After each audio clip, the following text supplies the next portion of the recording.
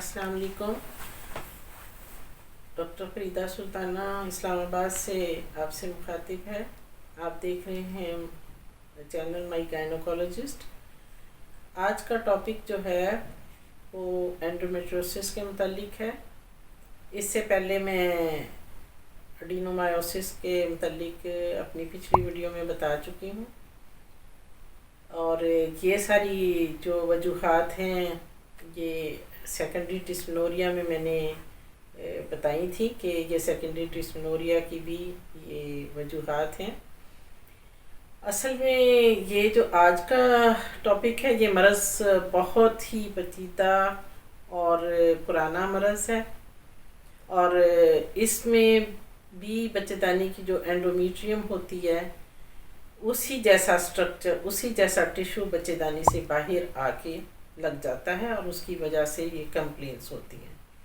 اس کی پوری پیتھو فزیولوجی جو ہے وہ میں آگے جا کے بتاؤں گی. اس کی جو اہمیت ہے وہ اس لیے زیادہ ہے کہ ہماری جتنی بھی ہم پیشنٹس دیکھ رہے ہیں اس میں زیادہ تر جو پیٹ کے نچلے حصے میں تکلیف کے لیے آتی ہیں عورتیں، یا سیکنڈری ڈسمنوریا سے آتی ہیں، یا بانجھ پن سے جو آتی ہیں، اس میں یہ بیماری جو ہے سر فہرست ہے. اس لیے کہ پیلوک پین کی جو 80% پیشنٹس ہوتی ہیں اس میں اینڈومیٹریوسس کا ہوتا ہے، اسی کی وجہ سے ہوتی ہے، اینڈومیٹریوسس کی وجہ سے. اور جو سیکنڈری ڈسمنوریا میں وہ 60% پیشنٹ اس کے ہوتے ہیں. اسی طرح بانجھ پن کے جو ہیں وہ 25% کیسز. اوور آل یہ مرض جو ہے یہ 15% خواتین میں پایا جاتا ہے، لیکن یہ جو شکایات ہیں نا اس کی پرسنٹیج کی میں بات کر رہی ہوں کہ 80% میں یہ درد کی وجہ اینڈومیٹریوسس نکلتی ہے، اور سیکنڈری ڈسمنوریا میں یہ اینڈومیٹریوسس 60% میں بنتی ہے، اور 25% میں یہ. آپ حیران ہوں گے کہ کئی لوگوں کو بالکل نہیں پتہ ہوتا کہ ہماری جو ہے وہ کیوں نہیں بچے پیدا ہو رہے ہیں. اور جب وہ بیچارے سارے علاج کر کر کے تھک جاتے ہیں اور ٹیسٹ ٹیوب بیبی کے لیے جاتے ہیں جسے ہم IVF کہتے ہیں، تو وہاں اگر وہاں فیلئر آ جاتا ہے نا تو 60 to 70% پیشنٹس کا فیلئر کی وجہ جو ہوتی ہے وہ اینڈومیٹریوسس ہوتی ہے. آپ اس سے اندازہ لگائیں کہ یہ مرض کتنا اہم ہے. اس مرض کو تو ایکچولی بہت پرانا اس کے اوپر تحقیق ہے، کوئی 100 سالوں سے بھی زیادہ اس کے اوپر تحقیق جاری ہے، اور اس کے اوپر جو سٹڈیز ہیں وہ یہ ہیں کہ یہ جو ٹیشو بنتا ہے یہ شاید ماہواری کے درمیان جو بلڈ ہے اس کی وجہ سے یہ بیک پریشر سے بچے دانی سے ٹیوبس کے ذریعے پیٹ کے پیریٹونیم میں یا نیچے والے حصے جسے ہم پیلوس کہتے ہیں اس کی پیریٹونیم میں وہاں جا کے یہ اس کے ٹیشو لگ جاتے ہیں، اور وہاں سے پھر یہ آگے آگے بڑھنے لگتے ہیں. لیکن پھر میٹاپلیزیا کی کسی نے نظریہ دے دیا کہ نہیں جی وہاں کی جو اوریجنل ایپیتھیلیم ہوتی ہے اس میں میٹاپلیزیا ہوتا ہے اور اس کی وجہ سے یہ ہوتا ہے. پھر یہ ہارمونل تھیری ہے، ایسٹروجن ڈیپینڈنٹ تو یہ ہے ہی، کیونکہ ایسٹروجن اس میں مین ایکشن پارٹ پلے کرتا ہے. ایسٹروجن زیادہ ہوتا ہے جن میں تو اسی کے زیر اثر یہ اینڈومیٹریم جو ہوتی ہے یہ گرو کرتی ہے اب نارمل ٹائپ کی، اور اسی طرح گلینڈ اور اسی طرح اس میں اسٹروما ہوتا ہے. لیکن اس کے علاوہ پہلے یہی سمجھا جاتا تھا کہ یہ صرف ایسٹروجن کی وجہ سے. جب اس کی تحقیق ہو رہی تھی تو پھر پتہ چلا نہیں جی اور بھی فیکٹرز ہیں، اس میں کنجینیٹل فیکٹرز بھی آ گئے، اس میں ہارمونل فیکٹر بھی آ گئے، اس میں وہ جو لوکل ایپی جینیٹک فیکٹرز ہیں انہیں بھی بتایا گیا، آٹو امیون پرابلمز بھی آ گئے. پھر اس کے علاوہ اس میں الرجک فیکٹرز بھی، کیونکہ جہاں یہ گروتھ کرتا ہے یہ اس کی یہ زخم بن کے جو اس کی آگے سے گروتھ ہوتی ہے اور بڑھتی جاتی ہے، وہ دیکھا گیا کہ وہاں کافی سارے جو ہے نا الرجی کے سیلز، انفلیمیٹری سیلز جہاں جس کی وجہ سے سوزش ہوتی ہے وہ مختلف قسم کے اس میں سیلز پائے گئے، کچھ زیادہ کچھ کم. تو یہ ایک بڑا کمپلیکیٹڈ قسم کا جو ہے اس میں میکانزم انہوں نے دیکھا کہ اس کی وجہ سے یہ ہوتا ہے. تو کہنے کا مقصد یہ ہے کہ یہ ایک سادہ سی تحقیق نہیں ہے، یہ اس میں بہت ساری باتیں سامنے آئی ہیں اور ابھی اس کے بارے میں کافی تحقیق جاری بھی ہے. لیکن ابھی میں یہ بتاؤں گی کہ یہ جو میں بتایا کہ 15% خواتین اس سے متاثر ہوتی ہیں، تو یہ کس جگہ پہ جاتی ہے اور کن عورتوں میں یہ زیادہ ہوتی ہے اور کون سے رسک فیکٹر ہیں وہ میں پہلے بتاؤں گی. تو یہ جیسے ہی ماہواری کی ایج شروع ہوتی ہے اس وقت سے یہ لے کے تو ماہواری ختم ہونے کی ایج کے بعد تک یہ کسی وقت بھی بیماری ہو سکتی ہے، لیکن زیادہ تر یہ ینگ بچیوں میں دیکھا گیا.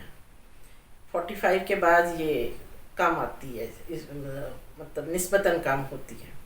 اور اس میں جو ہے کہ یہ کون سی ایج ہے، تو ینگ میں 20 ایئر سے لے کے 45 ایئرس تک یہ کسی وقت بھی ہو سکتی ہے. یہ زیادہ اسی ایج میں ہم نے دیکھی ہے، اور زیادہ یہ پیلوس کے ایریے میں ہوتی ہے جہاں بچے دانی ہے، انڈے دانی ہے، ٹیوبس ہیں، مثانہ ہے، ریکٹم ہے، ولوا وجائنا ہے، جو پرائیویٹ پارٹس عورتوں کے ہیں اس ایریا میں پائی جاتی ہے. اس کے بعد یہ پیٹ میں کسی جگہ پہ بھی ہو سکتی ہے. تو زیادہ جو جگہیں ہیں وہ میں نے بتایا کہ پیلوک کے بعد پھر دوسرے نمبروں پہ آ جاتی ہیں. تو یہ بیماری بڑھتی کیسے ہے؟ یہ اس طرح سے ہے کہ اس کی ہم نے 4 سٹیجز دے رکھی ہیں. اس کی جیسے جیسے یہ بڑھتی ہے تب یہ پھر اپنے پرابلمس کریٹ کرتی ہے اندر جسم کے. تو ہم نے اسی لیے اس کی 4 سٹیجز بنائی ہیں.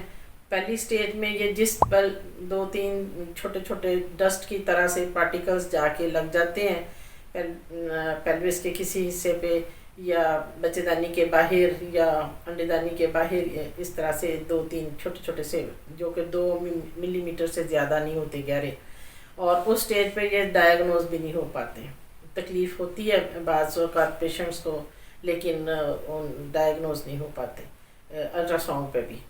لیکن تھوڑی سی جب آگے یہ بڑھتا ہے تو نوڈیول سا بن جاتا ہے اور وہ 5 ملی میٹر سے بھی زیادہ گہرا ہو جاتا ہے. وہاں جا کے یہ پھر کھرانڈ بناتا ہے. کھرانڈ کے بعد یہ اسکار بنتے ہیں. اور پھر جیسے جیسے یہ اگلی سٹیج جاتی ہے، 3rd سٹیج اور 4th سٹیج میں، تو یہ زیادہ آرگنس کو ہر اعضاء کو اپنے اندر لپیٹ میں لے لیتا ہے اور گہرا بھی ہوتا جاتا ہے. وہاں پھر کھرانڈ بناتا ہے، سوجن ہوتی ہے، کھرانڈ بنائے گا، پھر اس کے بعد اڈہینس ہوئے گا.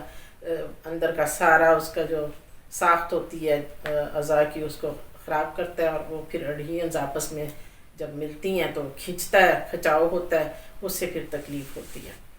تو سمٹمز میں نے آپ کو پہلے ہی بتایا کہ اس کے جو سمٹمز ہیں وہ سب سے زیادہ جو درد کی ہے، نیچے والے حصے میں پیٹ میں درد، کمر میں درد، اس کے علاوہ ماہواری کا زیادہ آ جانا، میاں سے ملنے کے بعد تکلیف ہونا، ماہواری کے درمیان شدید درد ہونا. پھر اس کے علاوہ بعض اوقات اگر یہ مثانہ اور ریکٹم کو بھی انوالو کر لے تو پھر ماہواری کے درمیان پیشاب کے ساتھ بھی خون آتا ہے، پخانے کے ساتھ بھی خون آتا ہے. پیٹ میں ہو تکلیف تو پھارا محسوس ہوتا ہے، معدے میں درد ہوتا ہے، وامٹنگ ہوتی ہے، متلی ہوتی ہے، کانسٹیپیشن پیشنٹس کو ہو جاتی ہے. نیند اس کی وجہ سے ڈسٹرب ہو جاتی ہے، پیشنٹ کافی پریشان ہوتا ہے، اس کی کام کرنے کی صلاحیتیں بھی اثر انداز ہوتی ہیں، اس کے پڑھائی کی طرف بھی زیادہ توجہ نہیں دے سکتا. گھریلو معاملات بھی اس کے اپسیٹ ہو جاتے ہیں کیونکہ ہسبینڈ وائف کے ریلیشنز میں کھچاؤ پیدا ہوتا ہے تکلیف ہونے کی وجہ سے. کمپلین کرتی ہیں تو ہسبینڈ بھی مطلب آپس میں ان کے ریلیشن میں تناؤ آتا ہے. تو یہ پھر عورتیں کافی ڈپریشن کا شکار ہو جاتی ہیں. اور یہ ہے کہ اس لیے اس کی جانکاری جو ہے بہت ضروری ہے. اور جو اس کی سٹیجز ہیں وہ اس کے علاج کے لحاظ سے ہیں، کیونکہ دیکھا یہ گیا ہے کہ یہ سمٹم جو ہم نے آپ کو بتائے ہیں یہ ضروری نہیں ہے کہ 2nd سٹیج میں ہو یا 3rd سٹیج میں ہو تو اس وقت ہی سمٹم زیادہ ہوتے ہیں. بعض کا 2nd سٹیج میں ان کو بیچاروں کو کچھ بھی نہیں پتہ ہوتا، اور بعض اوقات یہ ہوتا ہے کہ شروع کی سٹیجز میں ہی بہت تکلیف ہوتی ہے، شدید تکلیف کے ساتھ آتی ہے. 3rd سٹیج جو ہوتی ہے اس میں زیادہ تر یہ اووریز میں انوالو کرتا ہے، انڈے دانی جسے ہم کہتے ہیں، اور اس میں سسٹم بناتا ہے جس کو انڈومیٹریوما کہتے ہیں، چاکلیٹ سسٹ اور یہ انڈومیٹریوما وغیرہ ہم بولتے ہیں. تو یہ ان کی جو ہے اسٹیجز ہیں اور ان کے پھر ہم اس پہ آگے بتائیں گے. تو انشاءاللہ تعالیٰ اس کے جو رسک فیکٹر ہیں وہ اور اس کو ڈائگنوز کرنے کا اور اس کی ٹریٹمنٹ کا انشاءاللہ میں اپنی نیکسٹ ویڈیو میں بتاؤں گی. اس پہ اتنا میں بتانا آج ضروری سمجھتی ہوں کہ یہ بہت ہی اہم مرض ہے. اس کو جاننا، اس کی اہمیت پہ غور کرنا اور اس کو ارلی ڈائگنوسس کروانے کے لیے گائنیکولوجسٹ سے مشورہ کرنا بہت ضروری ہے. انشاءاللہ نیکسٹ ویڈیو میں اس کے سارے رسک فیکٹر اور اس سے گھر پہ ہم نے بچاؤ کیسے کرنا ہے، اس کا علاج کیسے کرنا ہے، اس کے بارے میں انشاءاللہ بتاؤں. تب تک کے لیے اللہ حافظ. ویڈیو پسند آئے تو لائک کریں اور چینل کو سبسکرائب کریں اور کمنٹ سیکشن میں مجھے اپنے کمنٹ سے آگاہ کریں.